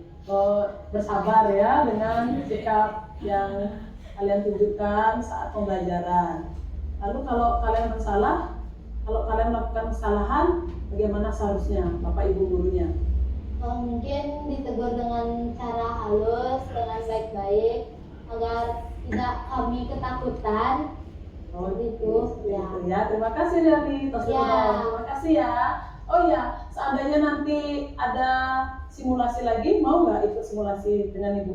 Mau? Oke, terima kasih ya. Ya, bye-bye.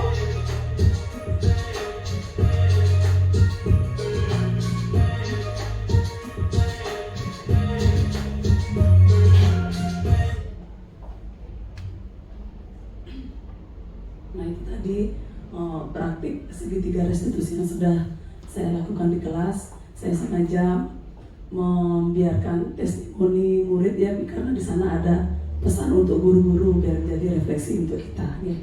Nah di dalam restitusi dosen tadi hal-hal yang perlu diperhatikan itu antara lain perilaku murid yang salah itu dikaitkan dengan keyakinannya.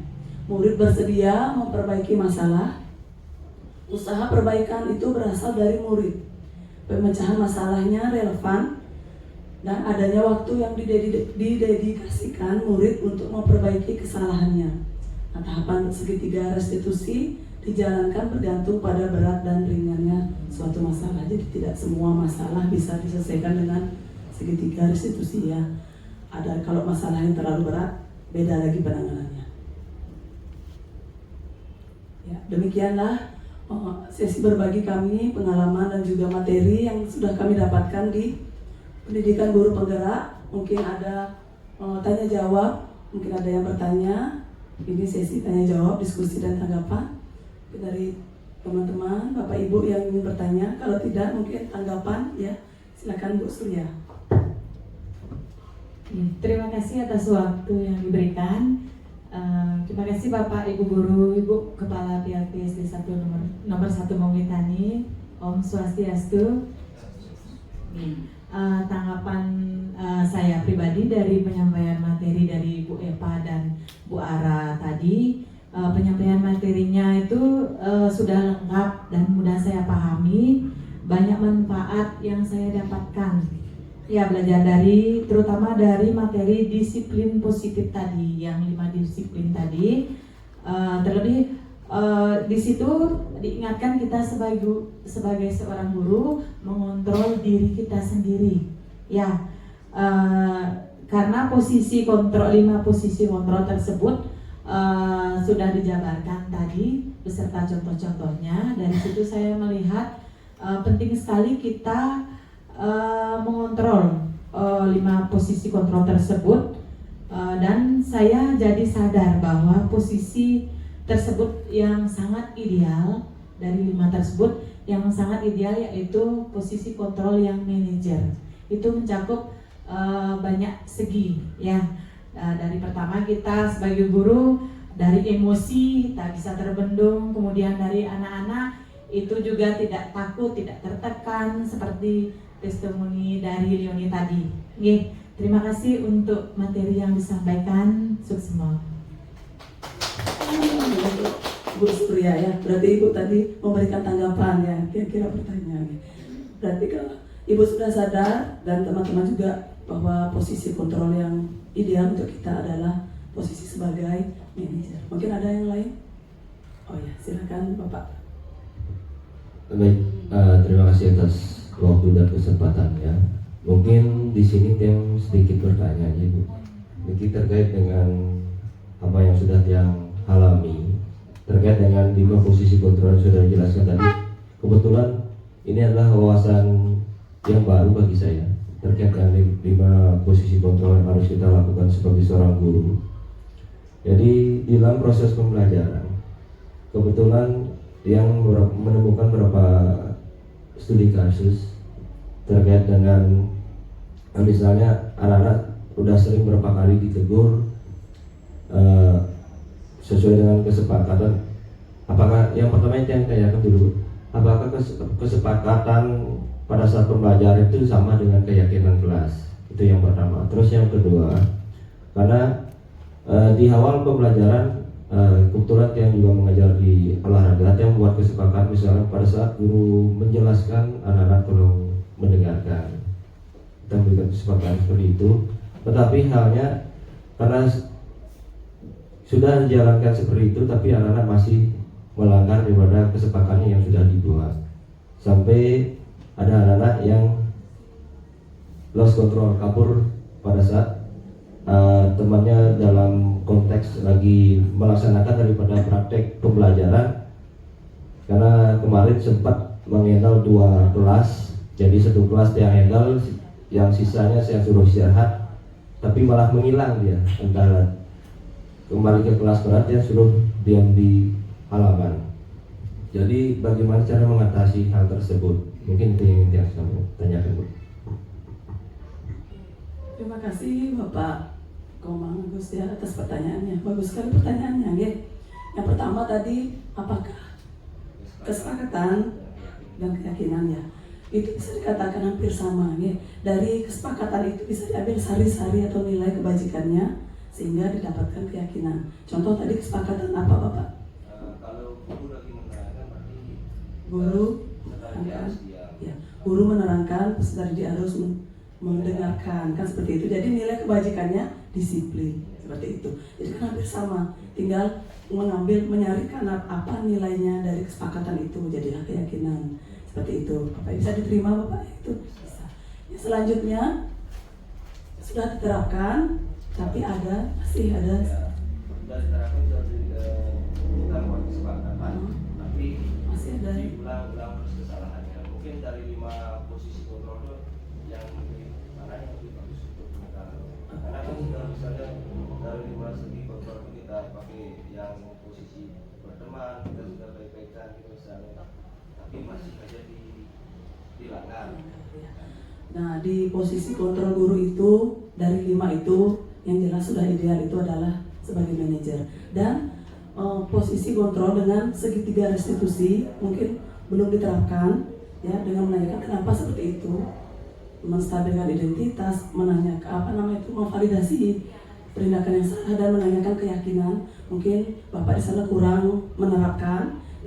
Dan sekedar informasi ini, untuk segitiga restitusi itu tidak hanya diterapkan di sekolah, bisa juga di rumah. Jadi mungkin kita bisa mengajak atau berkolaborasi dengan orang tua bahwa untuk menerapkan juga di sana gimana benar seperti itu tadi di sekolah, atau kita melapor kepada orang tua, mengkomunikasikan kepada orang tua murid bersangkutan bahwa anaknya tadi seperti ini, dan saya sudah melakukan juga segitiga restitusi dengan mungkin bahasa yang mudah dipahami ya sama orang tua. Nanti tolong juga lakukan seperti itu, jangan posisi menghukum dipakai dan posisi 4 yang lain itu jangan seperti itu dipakai. Jadi restitusi segitiga itu bisa diterapkan tidak hanya di sekolah, bisa juga di rumah. Kepada anak kita pun kita bisa terapkan. Kan nggak boleh kita langsung menjudge anak, kamu itu salah, kamu nggak boleh seperti itu kan. Harus terus gitu, agar anak tidak tertekan. Seperti itu Bapaknya mungkin bisa diterapkan ya. Terima kasih. Ada lagi? Tidak ya? Oh, mungkin belum ada menambahkan. Mohon izin menambahkan sedikitnya Bapak Agus.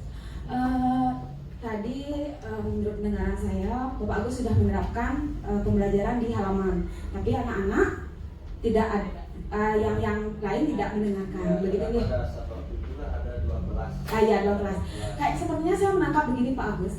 Sepertinya 2 kelas itu kelas bawah ya? Kelas bawah, kelas 1 dan 2 Pak Agus? Itu bidang saya. Nih. Untuk kelas 1 dan kelas 2 Pak Agus, karena namanya anak-anak, anak-anak nikah konsentrasinya nikah tidak bisa bertahan lebih dari 15 menit Bapak Ibu. Nah gitu, dia bermain sama temannya, mengganggu temannya, bahkan dia mengkritik. Nah itu dari kebutuhan dasar mereka yang tidak terpenuhi. Berarti ada kebutuhan dasar mereka mana sih yang kira-kira tidak terpenuhi? Mungkin mereka kurang puas, mereka ingin mencari bersenang-senang. Nah itu Pak Agus. Jadi mungkin saran saya untuk memenuhi 5 kebutuhan dasar tersebut, ketika Pak Agus mengambil materi kepada anak-anak yang lain, sedangkan anak-anak yang lain diam, begitu maksudnya nih. Anak-anak yang lain yang diam saran dia diberi kegiatan. Misalnya begini, anak-anak yang diam silahkan tunggu di sana atau bisa melakukan peregangan. Karena yang saya amati namanya anak kelas 2, kalau mereka disuruh diam dia tidak bisa diam Pak Agus. Mungkin dia akan loncat-loncat, mungkin dia lari-lari begitu. Jadi saran saya silahkan disuruh anak-anak supaya mungkin melakukan peregangan, mungkin bisa duduk saling tarik apa kalau olahraga? Iya, tarik menarik sambil melakukan peregangan. Demikian solusi dari Tiang. Terima kasih. Ya, terima kasih Bu Giara atas solusinya. Kebetulan juga kelas bawahnya sangat-sangat mengetahui gimana jiwa anak-anak kelas bawah. Ya, ada lagi? Enggak, cukup nih, pas nih. Oke. Ya, demikianlah tadi sesi berbagi kita, berbagi materi dan pengalaman. Yang ucapkan terima kasih kepada Ibu Kepala Sekolah dan rekan-rekan guru, juga pegawai sekalian. Ya. Saya tutup dengan Parama Santi. Om Santi Santi Santi. Terima kasih.